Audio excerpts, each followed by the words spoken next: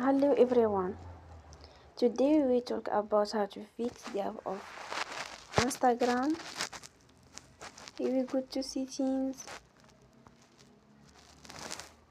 Then we click on apps. After that we search the app Instagram and we click. Then you will on for stop. After that here we go to storage. Then we click on clear cache.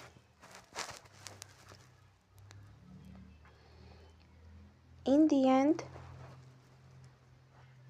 you turn your Wi-Fi and we turn again. Don't forget to support us by like and subscribe.